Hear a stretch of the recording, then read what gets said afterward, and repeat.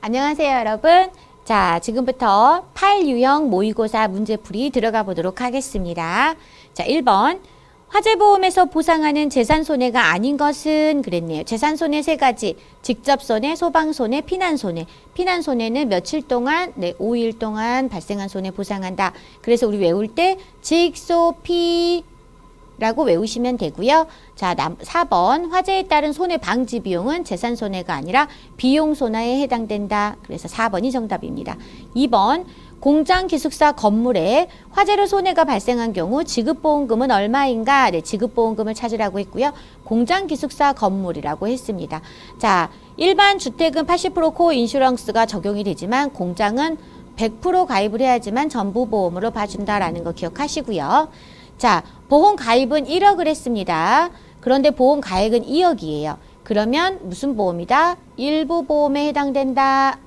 자, 화재 손해액은 5천만 원, 잔존물 제거 비용은 1천만 원이 발생됐네요. 자, 50% 일부 보험이기 때문에 손해액과 잔존물 제거 비용의 50%만 지급이 됩니다. 그럼 손해액이 20%, 2,500, 잔존물 제거 비용, 500. 그래서 합하면, 2번. 3천만 원의 지급보험금이 산출이 됩니다. 정답은 2번이 되겠습니다. 자, 3번. 다음 중 보험계약의 무효사유에 해당하는 것은 자, 1번 15세 미만자의 사망을 보험사고로 한 보험계약을 체결한 경우 무효에 해당되죠. 정답은 1번이 되겠고요. 2번 보험의 목적에 임의사고가 발생하였으나 임의사고는 무효사유이죠. 그러나 계약자가 이 사실을 모르고 보험계약을 체결했다. 그런 경우에는 유효하다. 자, 3번 보험계약자나 피보험자가 고의나 중대한 과실로 고지의무를 위반했다. 고지의무 위반은 해지 사유에 해당된다. 그래서 무효사유에 해당하지 않죠. 4번 현저한 위험의 변경 또는 증가사항이 발생하였으나 보험회사 이를 통지하지 않은 경우 통지의무 위반 뭐죠? 해지 사유에 해당된다. 그래서 무효사유에 해당되는 것은 1번이 정답이 되겠습니다. 자, 4번 다음 중 의무배상책임보험에 해당하지 않는 것은 자, 의무보상책임보험에 해당되는 것 시의생임 외우라고 말씀드렸죠? 자, 임원배상책임보험에 해당되는 의사배상책임보험은 의무보험이 아니라 임의배상책임보험에 해당을 합니다. 자, 그 외에 가스사고 배상책임보험, 승강기 사고 배상책임보험, 체육시설업자 배상책임보험은 의무배상책임보험에 해당이 된다. 기억하시고요. 자, 5번 보겠습니다. 자, 4번의 정답은 2번이 되겠죠? 자, 5번. 레저종합보험에서 보상하는 손해에 해당하지 않는 것은 그랬네요. 자, 상해로 인한 사고 보상하고요. 3번. 용품에 생긴 손해도 보상을 합니다. 자, 4번. 배상책임 손해도 여행 중에 누군가한테 손해를 입혀서 배상을 해야 되는 경우 책임 손해도 보상을 하는데요. 용품의 분실 손해는 보상하지 않습니다. 분실 손해는 그 어디에서도 보상하지 않는다. 여러분 기억해 주시기 바랍니다. 정답은 2번이 되겠네요. 자, 5번. 장기손해보험의 청약 및 취소에 대한 설명으로 틀린 것은 1번. 보험계약자는 보험증권을 받은 날로부터 15일 이내에 청약을 처리할 수 있다. 증권 받고 15일 기억하시라고 말씀드렸고요. 2번. 통신매체를 통한 보험계약의 경우에는 2개월 이내에 청약을 처리할 수 있다라고 했는데 통신판매인 경우 청약 철회 기간은 30일 이내입니다. 자, 3번.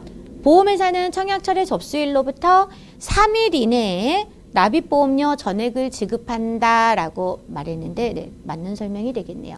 4번. 계약자는 자필 서명을 하지 않은 경우 청약일로부터 3개월 이내에 계약을 취소할 수 있다. 자청약 위반사항 완삼취 3개월 이내에 취소 가능하다. 여기도 맞고요. 여기도 3일 이내 납입보험료 전액 지급이니까 잘 맞았네요. 그러면 청약 및 취소의 상황으로 청약 및 취소에 대한 설명으로 틀린 것은 2번이 되겠습니다. 7번. 장기손해보험의 보험료에 대한 설명 중 틀린 것은 1번 먼저 보겠습니다. 보험료는 순보험료와 부가보험료로 구성된다. 영순부 또는 보순부로 기억하라고 말씀드렸고요. 2번. 위험보험료는 보험업법에 의해 특별계정으로 운영된다라고 했는데 특별계정으로 운영되는 것 딱 하나 뭐다? 저축보험이다. 그래서 2번이 틀린 설명이 되겠네요. 3번 위험보험료는 사고 발생 시 보험금 지급의 재원이 되는 보험료이다. 네, 위험보험료에 대한 설명이고요. 4번 저축보험료는 만기 환급금, 해약 환급금의 재원으로 쓰인다. 그래서 특별계정으로 운영이 되는 겁니다. 그래서 정답은 2번. 자, 8번 보겠습니다. 장기화재보험에서 인수대상 물건에 대한 설명에 대해 틀린 것은 1번 주택물건 중 연립주택, 아파트로서 각 호실이 모두 주택으로 쓰이는 것은 인수대상 물건이다. 인수를 한다는 것은 계약을 받아주겠다라는 겁니다. 그래서 주택물건, 네, 인수대상 물건에 해당되고요. 2번, 주택물건 중 주택의 부속 건물로서 가재만을 수용하는 데 쓰이는 것은 인수대상 물건이다. 네, 맞는 설명이네요. 3번, 무게나 부피가 휴대할 수 있으며 점당 300만 원 이상인 기증품은 보험증권에 기재하지 않아도 인수대상 물건이 된다라고 했는데 이런 경우에는 명기물건에 해당되고요. 꼭 증권에 기재를 해야 된다라는 거죠. 기재하도 않아도 되는 거 자동담보물건은 누가 봐도 내 거라는 건물의 부속물, 부착물들이 해당이 된다. 기억하시기 바랍니다. 자, 4번. 작업장에 구내에 있는 건물에 수용된 동산도 인수대상 물건이다. 네, 작업장은 광업소, 발전소, 변전소, 개폐소 등이 포함이 된다라고 합니다. 자, 그래서 틀린 것은 몇 번입니까? 네, 3번이 되겠네요. 자, 9번. 보험료 선납 시 할인에 대한 설명으로 올바른 것은 그랬는데요. 자, 3개월 이상의 보험료를 미리 낼 때에는 우리가 예정 이율로 할인을 하는데 그래서 그것이 보험료 선납 할인입니다. 장기손해보험뿐만 아니라 자동차 보험 그리고 화재보험에서도 적용된다라고 했는데 1년 이상의 계약에 적용이 되거든요. 근데 자동차 보험은 1년 계약이잖아요. 그래서 이것이 틀린 설명이 된다. 자, 2번 보험료의 전부를 미리 납부하는 경우에 하나요? 할인 적용된다라고 했는데 꼭 그렇지는 않죠. 전부가 아니라 3개월 이상 3개월 이상 미리 납부하면 할인되더라. 3번 3개월 이상의 보험료 선납 시 할인이 가능하다. 네, 3번이 정답이죠. 4번 저축보험료는 적립보험료에만 적용된다라고 했는데 그렇지 않다. 자, 그러면 올바른 것은 3번 정답입니다. 자, 10번 연금저축보험의 세제적격 요건에 대한 설명이다. 괄호 안에 들어갈 것으로 가장 적절한 것은 자, 연금저축은 괄호 이상 불입하고 괄호 이후부터 연금으로 지급받는 저축일 것 그랬네요. 자, 해당되는 것은 가입 대상 제한 없음, 연간 1,800만 원 이상, 그리고 5년 불입, 55세 이후, 그러면 정답은 2번이 되겠네요. 5년 이상 불입하고 만 55세 이후부터 연금으로 지급받는 저축일 것. 정답은 2번이 되겠습니다. 불입이라는 것은 돈을 낸다라는 뜻이에요. 자, 혹시나 참고하시기 바랍니다. 11번 연간 총 급여가 5,500만 원을 초과하는 자가 연간 연금저축 연간 납입보험료로 100만 원을 납입했을 경우 세입공제 금액은 얼마냐? 세입공제 퍼센트를 구하는 게 아니라 네, 금액을 구하라고 했네요. 그럼 초과했으니까 몇 프로가 적용된다? 13.2%가 적용이 된다. 그럼 100만 원에 13.2%는 13만 2천 원이 되겠죠. 자, 그래서 정답은 1번이 되겠습니다. 12번 보겠습니다. 퇴직연금 제도의 형태에 해당하지 않는 것은 그랬네요. 퇴직연금 제도의 형태 세 가지로 구분됩니다. 자, DB형인 확정급여형, DC형인 확정기여형, 그리고 IRP인 개인형 퇴직연금 이렇게 세 가지로 구분이 되고요. 확정저축형은 네, 해당 사항 없습니다. 정답은 2번. 13번. 자동차 사고로 인한 행정상의 책임이 아닌 것은 그랬네요. 자, 1번 면허 취소와 정지, 범칙금 부과는 네, 행정상의 책임에 해당이 됩니다. 그런데 4번 사용자 배상 책임은 민사상 책임에 해당이 되기 때문에 자, 행정상 책임이 아닌 것은 네, 4번이 되겠습니다. 자, 14번 무보험 자동차에 의한 상해에 대한 설명으로 옳은 것은 그랬네요. 자, 무보험 자동차의 범위에 전동 킥보드 등 개인형 이동장치는 포함되지 않는다라고 했는데 네, 포함이 된다. 자, 2번 배상 의무자란 무보험 자동차의 사고로 인하여 피보험자를 죽게 하거나 다치게 함으로써 피보험자에게 법률상 손해배상 책임을 지는 사람을 말한다. 네, 바르게 설명이 되어 있네요. 2번이 정답이 되겠습니다. 3번.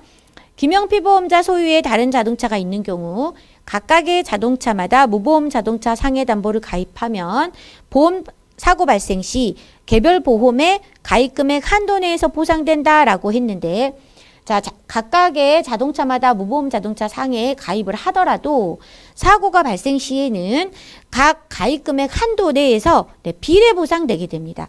여러 개를 넣어 놨더라도 한도 내에서 비례 보상, 비례 보상된다라는 거죠. 자, 그래서 3번도 틀린 지문이 되겠고요. 4번, 보상 한도는 대인배상 원과 동일하다라고 했는데, 대인배상 원과 동일하지 않고 증권에 기재된 보험 가입 금액을 한도로 보상하게 됩니다. 자, 14번에 그래서 옳은 것은 2번이 되겠죠. 자, 무보험 자동차 내용은 조금 자주 읽어보시고 공부를 좀 하셨으면 쉽습니다. 15번, 다음은 사고 내용별 점수이다. 대인사고 시 사망사고에 대한 건당 점수는 얼마냐? 2번에 나온 4점이 사망사고에 대한 건당 점수입니다. 자, 주계좌에 보면은 사망사고에 대한 건당 점수가 여러 가지로 나와 있는데요. 자, 4점, 사망사고는 4점, 그리고 부상사고 중에서 8에서 12급 사고는 2점, 그리고 물적 사고 할증 기준 금액 이하 사고는 0.5점에 해당됩니다. 이렇게 1점이 아닌 것들을 위주로 외우시면 조금 더 기억하시기가 쉽다라고 말씀드리고요. 자, 16번 넘어가도록 하겠습니다.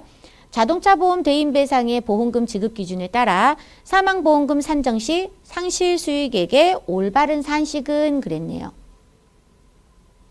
1번, 2번, 3번은 해당 사항이 없기 때문에 넘어가도록 하고요. 4번을 보시면 이것도 지문이 상당히 길죠, 여러분. 자, 여기에서 키워드만 외워두시기 바랍니다.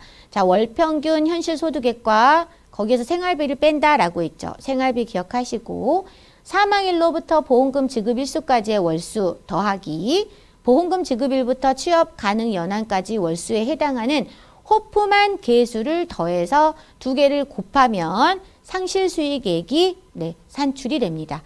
그래서 우리가 이걸 다 외울 수는 없기 때문에 생활비, 사망, 호프만 개수를 외우자라는 거죠. 자, 호프만 개수는 단리를 말하고 단리를 적용하는 걸 말하고요. 라이프니츠 개수는 복리를 말합니다. 자, 라이프니츠 개수가 아니라 뭐다? 호프만 개수다. 그래서 생활비, 사망, 호프만 개수 세 가지를 외우면 사망보험금 산정 시 상실 수익액이 계산이 되겠더라. 정답은 4번이 되겠습니다. 17번, 자동차 손해배상 보장 사업에 대한 설명으로 틀린 것은 자동차 손해배상 보장 사업은 그 어디에서도 보상받을 수 없는 사고에 처한 피해자를 구제하기 위해서 나라에서 운영하는 사업이라고 생각을 하시면 되겠습니다. 그래서 보시면 뺑소니차 또는 무보험차에 의한 사고로 사망하거나 부상당한 피해자를 보상 대상으로 합니다. 그리고 2022년 1월 28일부터는 차량 낙하물 사고 피해자도 보상을 하게 됩니다. 자, 2번. 가해자가 가입한 자동차 보험에서 보상받을 수 있는 경우에는 보상받을 수 없다. 두 대의 차에 둘 다 무보험차였다라고 하면 나라에서 운영하는 배상 보장 사업에서 보상을 받을 수 있으나 한 대라도, 두 대 중에 한 대라도 보험에 가입되었다라고 하면 자, 이 한 대에서 보상을 받을 수 있기 때문에 나라에서는 보상받는 이 사업에서는 제외된다라는 것이죠. 자, 그리고 3번.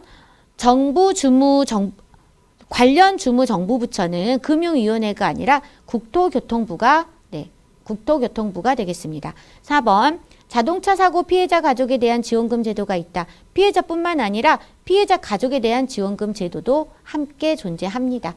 그래서 틀린 것은 몇 번이다? 3번이 되겠습니다.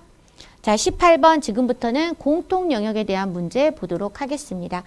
실손의료보험 계약 시 지켜야 할 절차로 바른 것은 그랬는데요. 가조중비청 순서대로 외우시면 되고요. 그래서 가입설계서 작성, 그리고 조회동의서 징구, 그래서 니은, 리을, 그 다음에 중복가입 확인, 디귿, 비례보상 안내, 미음, 청약서 작성, 기억. 이렇게 해서 2번이 정답이 되겠습니다. 가조중비청 이렇게 외워주시기 바랍니다. 자, 19번. 장애인 차별금지 및 권리규조에 관한 법률에서 법무부 장관의 시정 명령을 정당한 사유 없이 이행하지 않은 경우 부과되는 과태료의 총액은 시정 명령을 어겼다. 네, 3천만 원의 과태료다. 자, 20번. 중고차 매매업자가 고객에게 중고차 판매 과정에서 자동차 보험 가입 의사가 있는 고객을 A 대리점에 소개시켜주고 A 대리점으로부터 일정 비율로 수수료를 받은 경우 모집 실서와 관련해서 무엇을 위반한 것인가? 중고차 매매업자는 유자격자가 아니죠.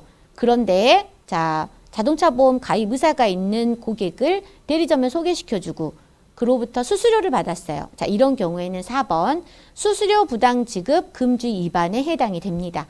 자, 그래서 정답은 4번. 자, 21번 보겠습니다. 다음은 실손의료보험 계약 시 지켜야 할 절차를 열거한 것이다. 괄호 안에 들어갈 절차의 순서가 맞게 열거된 것은 우리가 좀 전에 18번 문제에서도 해봤죠. 네, 가조중비청. 그래서 가입설계서 작성, 조회동의서 진구, 중복 가입 확인, 그리고 비례보상 안내, 마지막으로 청약서 작성. 네, 올바르게 연결된 것은 4번이 되겠습니다. 자, 22번 보겠습니다. 보기에서 괄호 안에 들어갈 알맞은 용어로 짝지어진 것은 보험계약 체결의 대리란 괄호를 대리하여 보험계약을 체결하는 행위를 말하며 모집 종사자 중 괄호에 의하여 이루어진다라고 했는데 대리는 누구만 가능하다? 대리점만 가능하다. 그럼 누구를 위해서 대리를 하느냐? 네, 보험회사를 위해서 대리를 한다. 그래서 보험회사를 대리하여 보험계약을 체결하는 행위를 말하며 모집 종사자 중 대리점에 의하여 이루어진다. 정답은 2번이 되겠습니다. 23번 보도록 하겠습니다. 연고를 이용한 가망고객 발굴기법의 장점으로 적절하지 않은 것은? 자, 1번 증권과 약관 전달을 생략할 수 있다라고 했는데 연고나 소개를 통해서 우리가 가망고객을 발굴했더라도 증권과 약관 전달은 생략할 수 없습니다. 그래서 적절하지 않은 것 1번이 정답이 되겠고요. 2번 쉽게 접근할 수 있고 가망고객 사전 선별 용이하고 단기간에 많은 고객 확보할 수 있겠죠.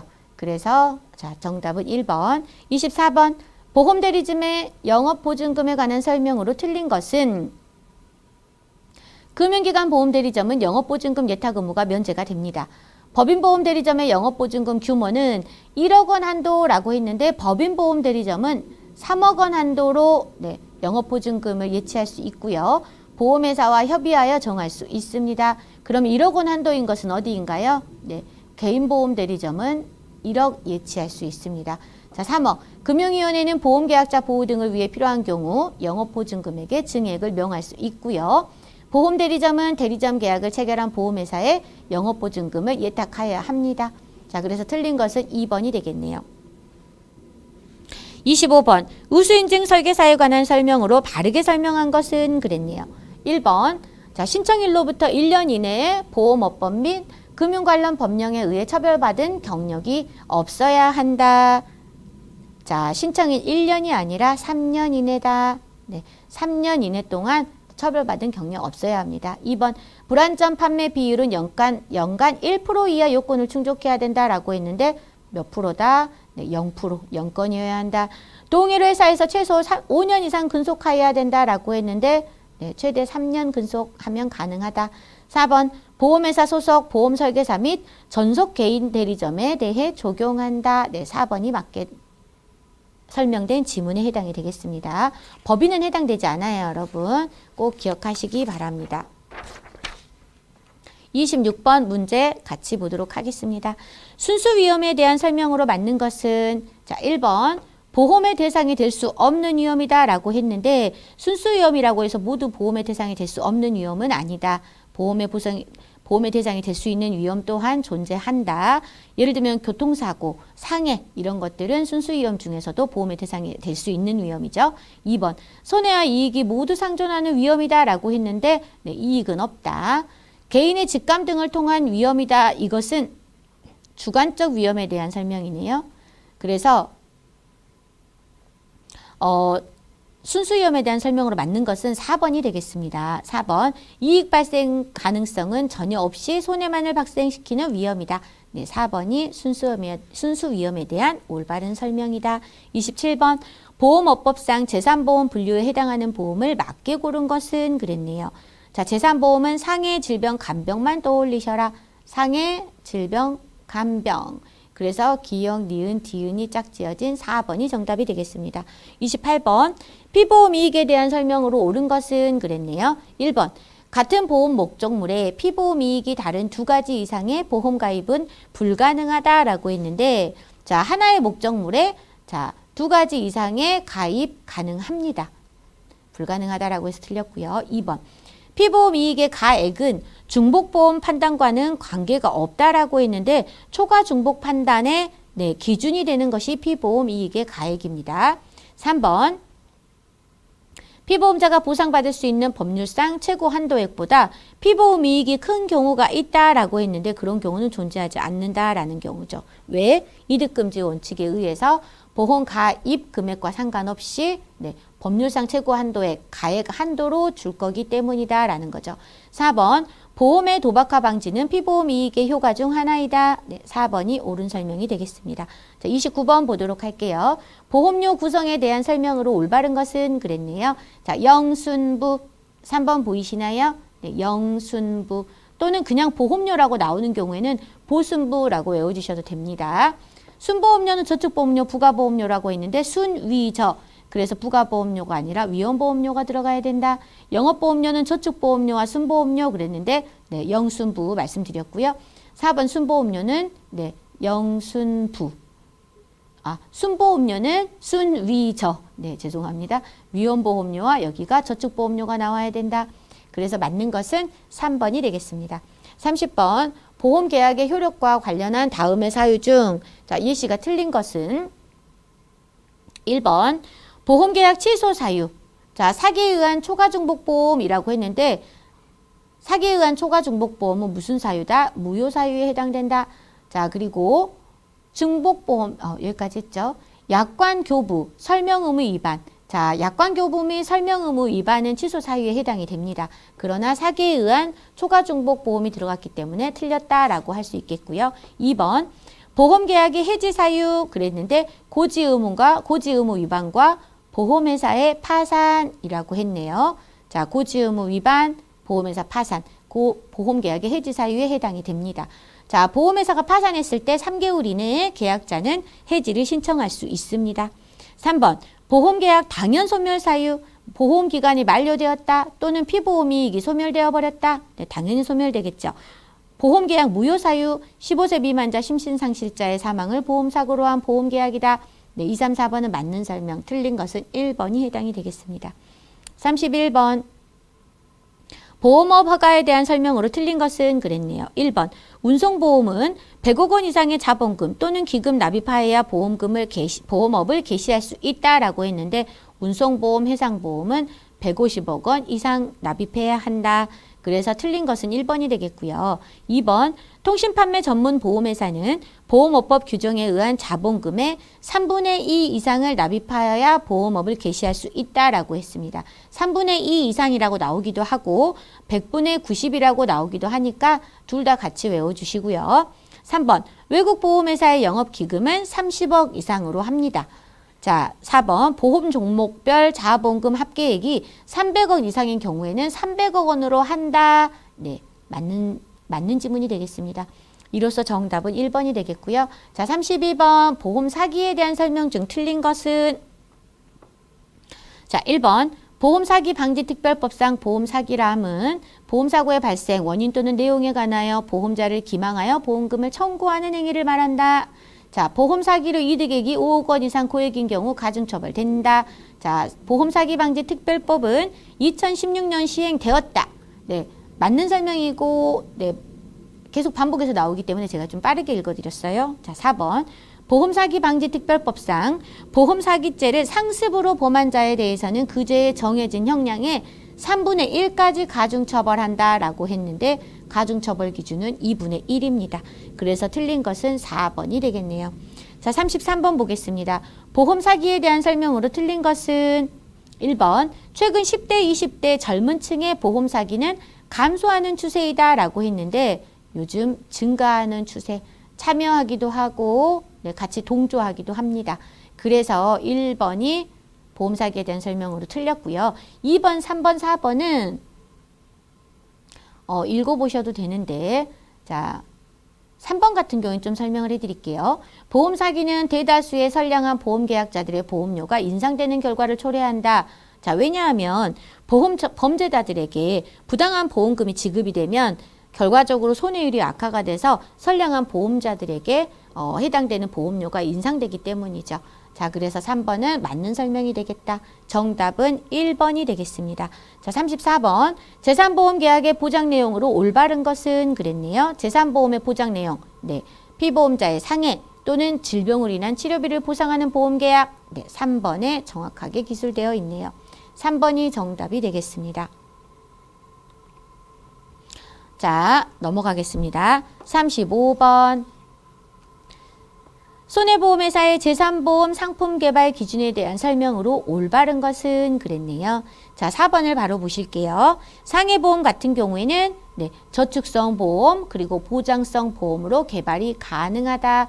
네, 상해인 경우에만 저축성 보험으로 개발 가능하죠. 몇 년 이내의 상품? 15년 이내의 상품. 그래서 올바른 것은 4번이 되겠습니다. 1번, 2번, 3번은 해당 사항 없는 내용이니까 넘어가도록 하겠습니다.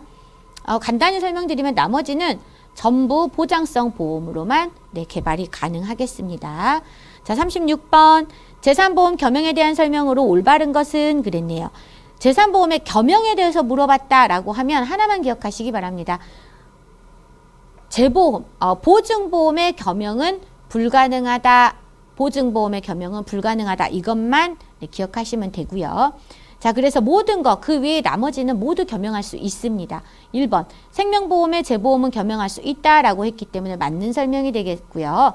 재산보험의 재보험은 겸용할 수 없다가 아니라 있다라고 돼야 되겠죠. 모두 겸용할 수 있다라고 했으니까. 보험업 겸용의 제한은 상법에 규정되어 있습니다. 자, 재산보험의 보험 종목에 부과하는 보험은 겸용할 수 없다라고 했는데 겸용할 수 있다. 뭐만 안 된다? 네, 보증보험만 겸용이 불가능하다. 정답은 1번이 되겠습니다. 손해보험회사가 재산보험의 기본계약으로 운영할 수 있는 것은 자, 기본계약이다. 그러면 상해사망이다. 바로 기억하셔야겠죠. 그러면 4번 교통사고로 인한 사망은 상해사망에 해당된다. 그래서 정답은 4번이 되겠습니다. 1번 심장마비 사망, 2번 위암폐암으로 인한 사망. 이 경우에는 질병 사망에 해당되기 때문에 기본계약으로는 불가능하다. 자, 배상책임 손해는 재산보험과 관련이 없다. 정답은 4번이 되겠습니다. 자, 38번으로 넘어가 보겠습니다. 자, 38번. 법률상 보험계약의 무효에 해당되는 것은 그랬네요. 3번만 바로 보도록 할까요? 만 15세 미만자의 상해 사망을 보상하는 보험계약. 네. 15세 미만자의 사망을 보상하는 보험계약은 무효가 되죠. 무효. 그래서 3번은 무효사항에 해당이 되지만 나머지 15세 미만자의 입원 의료비를 보상한다. 유효합니다. 15세 미만자의 암 진단비 보상한다. 네, 유효해요. 그래서 어린이 보험에서도 암 진단비 같은 것도 우리 책정할 수 있죠. 15세 미만자의 상해 사고로 인한 후유장애를 보상한다. 네, 이것 또한 유효 사유에 해당이 됩니다. 그래서 무효는 네, 3번만 해당이 된다. 39번 보도록 하겠습니다. 타인의 사망을 보험사고로 하는 보험계약에 대한 설명으로 맞는 것은 그랬네요. 1번 피보험자가 아닌 자에게 보험계약의 권리를 양도하는 경우에는 피보험자 동의를 생략할 수 있다라고 했는데 생략 절대 불가능하죠. 네, 무효 처리가 됩니다. 2번 단체보험 계약인 경우에도 피보험자 서면에 의한 동의를 반드시 얻어야 된다라고 했는데 단체보험 계약의 경우에는 반드시 얻을 필요는 없다. 생략 가능하다. 3번 상해보험 계약의 경우 피보험자의 동의를 계약 체결 시점 이후에 받아도 계약이 성립된다라고 했는데 동의는 언제 받아야 된다? 이전에 받아야 되겠죠? 그래서 3번도 틀린 지문이 되겠습니다. 4번 계약 체결 시까지 피보험자의 서면에 의한 동의를 얻어야 한다. 네, 체결 시까지. 4번이 올바른 설명으로 정답이 되겠습니다. 40번 상해보험에서 보험료 산출을 위한 상해급수의 적용의 예로 옳은 것은 네, 1급은 가정주부와 사무직을 떠올리시고요. 2급은 항공기 정비공, 3급은 영업용 자동차 운전자가 해당이 됩니다. 바르게 짝지어진 것은 네, 1번이 되겠네요. 41번 보도록 하겠습니다. 상해보험에서 사망보험금 지급 조건에 대한 설명으로 올바른 것은 자, 1번 보험기간 중 발생한 상해 직접 또는 간접 결과로서 사망한 경우 그랬는데 간접 결과로서 사망한 경우에는 사망보험금 지급 조건에서 제외됩니다. 2번 보험기간 중 발생한 상해의 직접 결과로서 사망했다. 네, 2번 정확하게 설명이 돼 있죠. 3번 개시 전 발생한 상해에 네, 상해 직접 또는 간접 결과로서 사망한 경우 개시 전 틀렸고요. 간접 결과 틀렸네요. 또 보험계약 개시 전 했기 때문에 직접 결과라도 해당되지 않는다. 지급 조건에서 제외된다라는 거죠. 그래서 올바른 것은 2번이 되겠습니다. 42번 다음 중 괄호에 들어갈 내용으로 적절한 것은 상해보험에서 후유장애 보험금 중 영구히 고정된 증상은 아니지만 치료 종교로 한시적으로 나타나는 장애에 대하여는 그 기간이 얼마 이상인 때에는 해당 장애 지급률의 몇 프로를 보험가입 금액에 곱하여 산출한다. 네, 지문은 길지만 우리는 바로 파악하실 수 있죠. 한시 520을 떠올리시면 되겠습니다. 네, 2번에 나와 있네요. 자, 5년 이상인 때에 해당 장애 지급률의 20%를 곱하여 산출한다. 네, 한시 520 외워주시라고 말씀드렸습니다. 43번 보도록 하겠습니다. 2021년 7월 출시한 개인실손의료보험 피보험자가 상급 종합병원 통원 비급여 의료비라고 했네요. 비급여 의료비 발생 후 보험금 청구 시 공제금액으로 맞는 것은 그랬는데요. 자, 급여 의료비다 그러면 병원급을 우리가 생각을 해봐야 하지만 비급여 의료비 때문에 병원급과 상관없이 얼마다? 4번 3만 원과 보장대상 의료비의 30% 중 큰 금액이다. 네, 정답은 4번이 되겠습니다. 자, 44번 2021년 7월 출시한 개인실손의료보험의 공제금액에 대한 설명 중 잘못된 것은 그랬네요. 자, 보겠습니다. 보건소에 통원하여 발생한 상해급여 의료비 이걸 풀기 위해서는 네, 우리가 먼저 생각할 필요가 있겠네요. 보건소와 또는 병원 그리고 의원 같은 경우에는 만원과 보장대상 의료비의 20% 중 큰 금액 공제 그리고 종합병원 상급 전문병원 같은 경우에는 2만 원과 보장대상 의료비의 20% 중 큰 금액 이렇게 기억을 하시라고 말씀을 드렸습니다.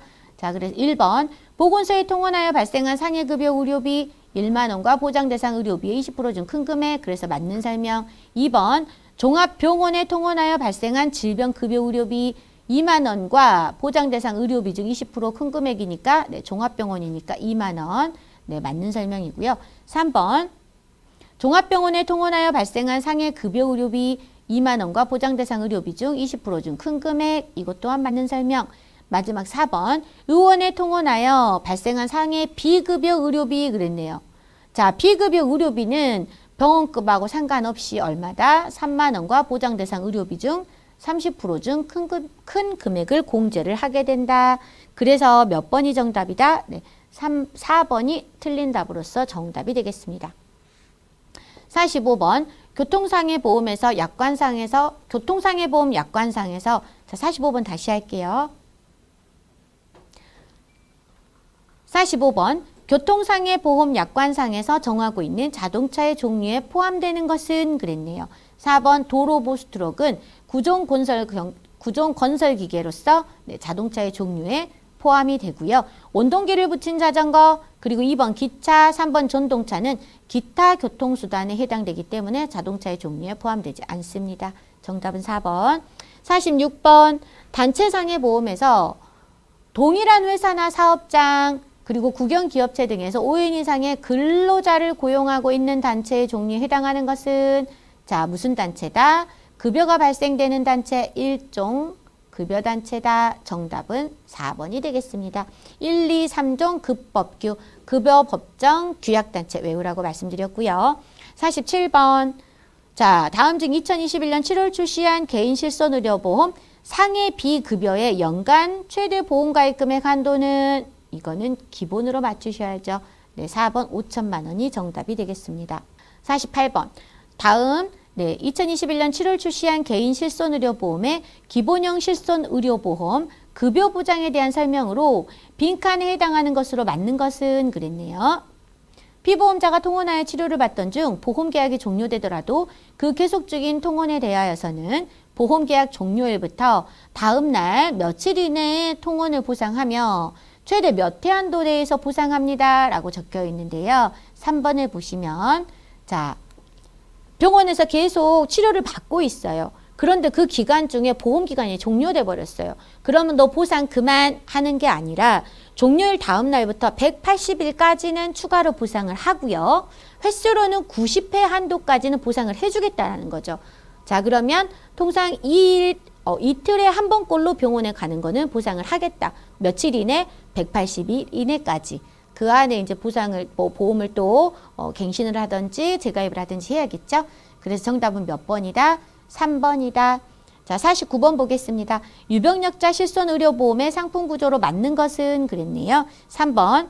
보장 내용 변경 주기가 재가입 주기죠. 3년으로 설정되어 있다. 네. 일반 손해보험의 일반 실손의료보험의 재가입 주기는 5년. 자, 그런데 유병력자와 노후는 3년으로 설정되어 있습니다. 1번은 자, 보장 범위에 도수 치료와 비급여 주사가 포함된다라고 했는데 이런 것들 포함되지 않습니다. 2번 고혈압 환자의 처방 조제 비용도 보장된다라고 했는데 처방 조제 비용도 보상되지 않고요. 4번 기본계약과 특약으로 구성된다라고 했는데 특약은 없습니다. 기본계약으로만 구성된다. 자, 50번 다음 중 보험금 대리 청구 그래서 49번 정답은 3번이 되겠네요. 네, 죄송합니다. 자, 50번 다음 중 보험금 대리 청구인 제도에 대한 설명으로 틀린 것은 1번 본인을 위한 계약, 즉 보험계약자, 피보험자, 수익자가 모두 동일한 계약의 경우 보험금 대리 청구인 지정할 수 있습니다. 2번 보험금 대리 청구인은 계약자를 대신하여 보험금을 청구할 수 있습니다. 보험금 대리 청구인이 될 수 있는 자의 범위는 약관에서 정하고 있지요. 자, 그럼 4번 보장보험에서 대리 청구인은 치매 발생 후에도 지정할 수 있다. 치매 발생 후에는 지정할 수 없다. 사고 이전에 지정을 해야 된다라는 것이죠. 정답은 4번이 되겠습니다. 여러분 긴 시간 동안 힘드셨죠? 네, 이렇게 해서 8유형까지 우리가 모두 학습해 보았습니다. 자, 1형부터 8형까지 충분히 복습을 하신다면 9형, 10유형도 무난하게 풀어가실 수 있을 것이라고 생각이 됩니다. 고생 많으셨고요. 저와는 자, 9형 문제풀이 시간에 다시 만나 뵙도록 하겠습니다. 감사합니다.